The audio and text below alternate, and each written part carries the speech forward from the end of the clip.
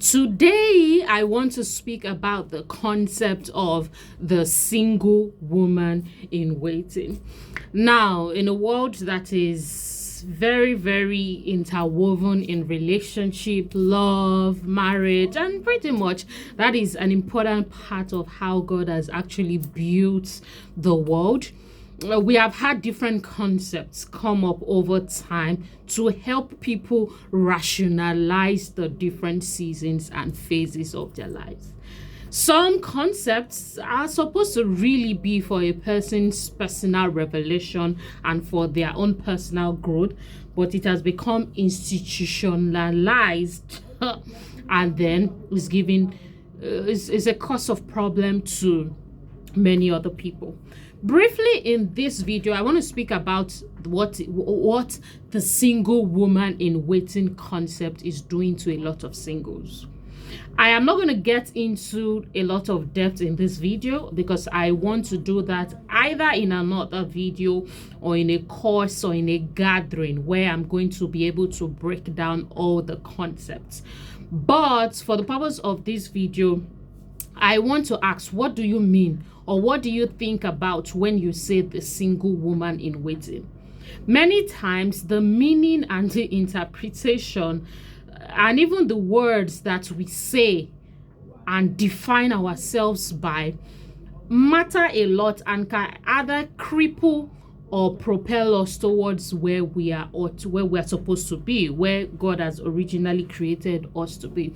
And I have found that the single woman in waiting, that waiting thing is a lot of things that has actually is one of the words of the many interesting concepts, and nothing wrong with people trying to find ways that they can enjoy their single period, but we just must continually make sure that we're asking questions and we are being very critical and discerning in the words that we accept into our lives as our reality.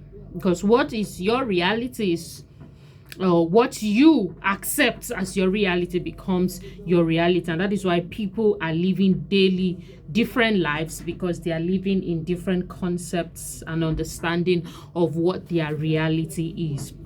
So single woman in waiting, I think what it has done for a lot of people is that it has made a lot of people think that there's somebody that they are waiting for or they are waiting on, and so therefore they cannot get to a certain path or get to a certain stage in life because that person is coming. And there's nothing wrong to actually believe and hope for and trust God for your partner or anything you are waiting for, but particularly in this case, your partner. But when you get crippled and you sit in one space or in one place and you think that by just waiting and claiming that you are believing the partner is going to come, then you've created a new problem for yourself. I also want to let you know, a single woman in waiting, that belief is an action word. To believe is actually an action word. There is action in the word believe. In fact, if you are a Christian, you will see that many times in the Bible, Jesus needed the people to act out their miracle, to act out their miracle before they could actually see it manifested. Say, take for instance now the miracle of the bread and the fish. You would see that Jesus told the disciples, go ahead and already do it, and in their doing they actually manifested what it is that they needed to manifest, which was the feeding of the different crowds of the different accounts of the stories that we have. And we can go on and on again. Jesus will see a person crippled and say, stand up. So there are a lot of examples from the life of Jesus that shows how the word believe is actually an action word. So if you are telling yourself and selling yourself the storyline and the narrative that you are a single woman in waiting, you have got to ask yourself what that really means. Because many people have equated it to many things, and that's why in the African context especially, you see or hear things like Oh, don't buy a car. Oh, don't buy a house. Like, there are a lot of things that the people talk about here because they are waiting for husbands in Africa, Nigeria, different parts of Africa specifically, because they are waiting for a husband, and it's because of the narrative that you've been sold. Before I started recording this video, I just saw a screenshot that I kept. I didn't even know that I actually kept it from a renowned, I like her, I respect the woman that she has become and the work that she does, Lisa Beaver. And she said the single period is not for waiting, it's for doing. I didn't even know that I had that saved somewhere before this. The Holy Spirit revealed this concept to me. And the single woman, what I want to now give you as your new narrative to upgrade and create a shift in how you show up in life and actually create results in the world beyond just your life, is to become a single woman in motion.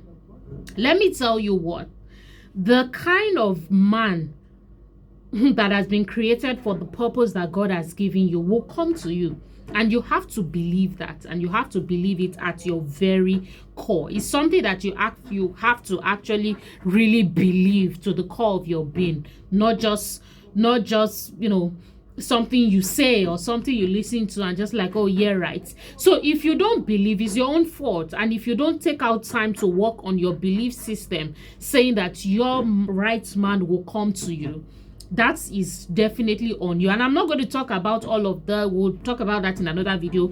Your right man coming to you. I've written a book, 50 places to be found by the man of your dreams. So go. I usually always link the books, my books, on my videos, so do well to click on it, find your copy, grab your copy. So yes, single woman in motion, and it's a shift. I don't expect you to be comfortable upon hearing this, but what it means is that you are very concerned about God's kingdom expansion plan and program, and you're committed first to what God has called you for here on earth. And it's while on the journey of that commitment that you are actually going to find, or the man is going to find you. Many times ladies are busy waiting.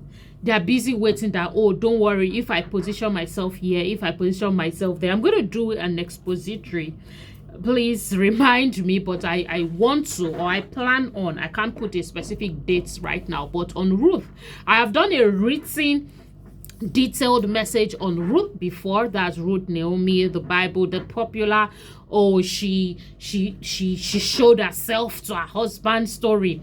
We'll do not on this particular story. But to be a single woman in motion, it means that you're a single woman on the destination of God's plan every day of your life.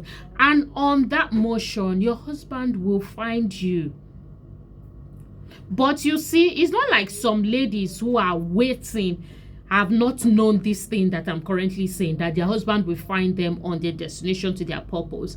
It is just that they have given themselves a wrong word, like a wrong vocabulary, and it is affecting how joyous they are every day.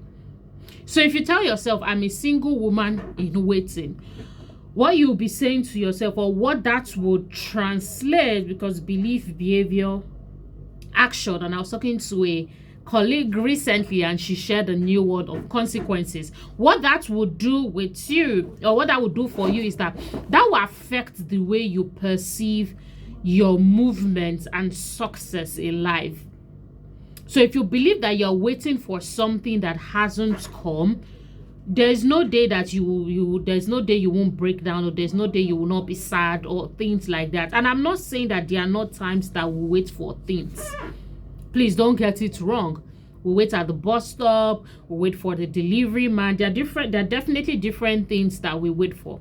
But what I'm saying is the intention, at least from what I've seen in the Bible, is not just to sit and feel like you are miserable and just be sad and just be annoyed and just been thinking that, oh, don't worry, the Prince Charming is going to come one day, when there's always work, There's always work. There's always something to do for God that can keep you on the motion, and not on the motion because one day you hope that your husband will come. Yes, you believe that it's going to come, but you're on the motion because you really truly love God.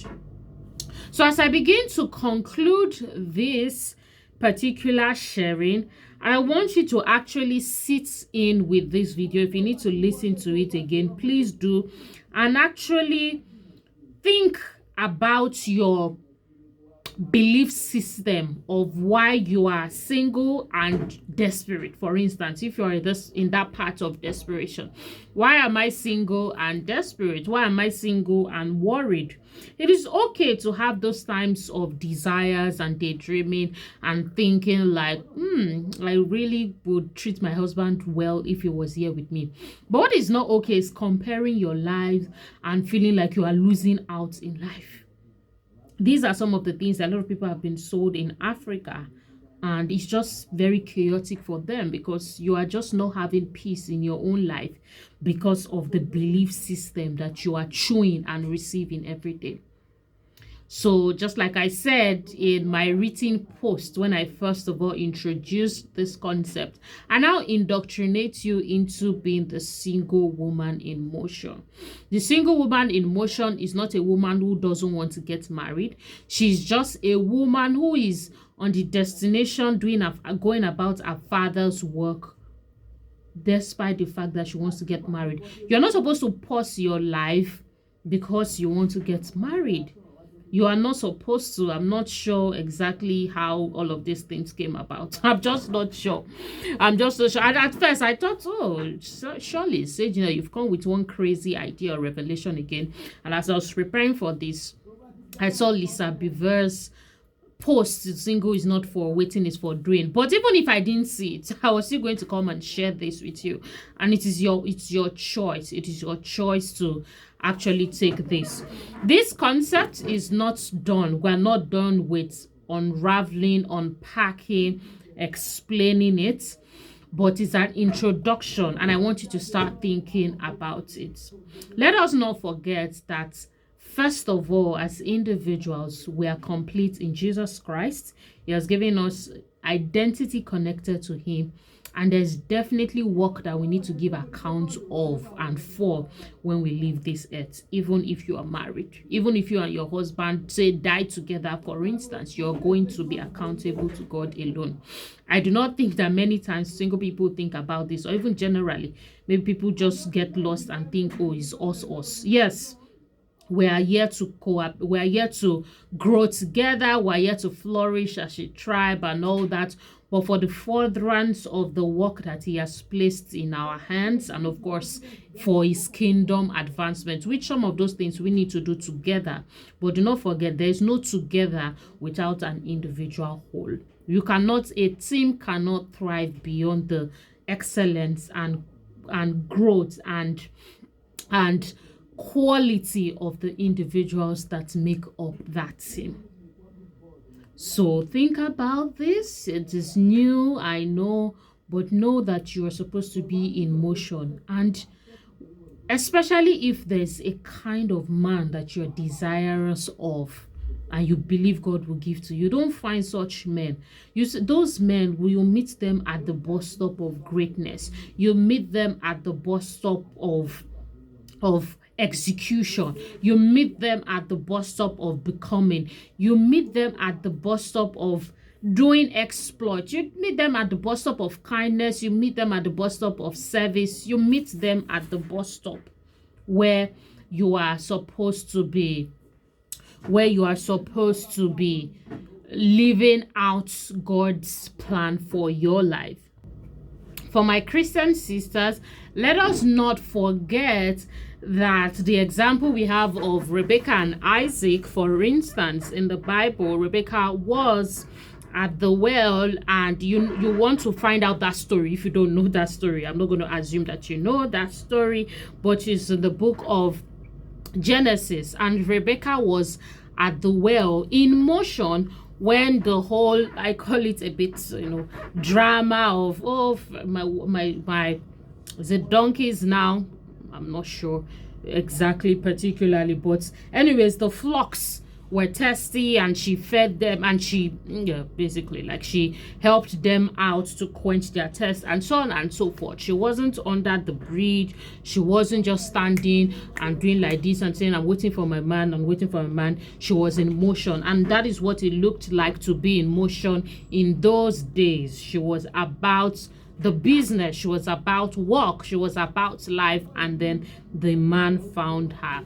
Where's your own well? Where is that well that you need to go to every day? Where's that well that you need to resume to every day? Where is that well that you need to show up to every day? And who are those people you're supposed to serve?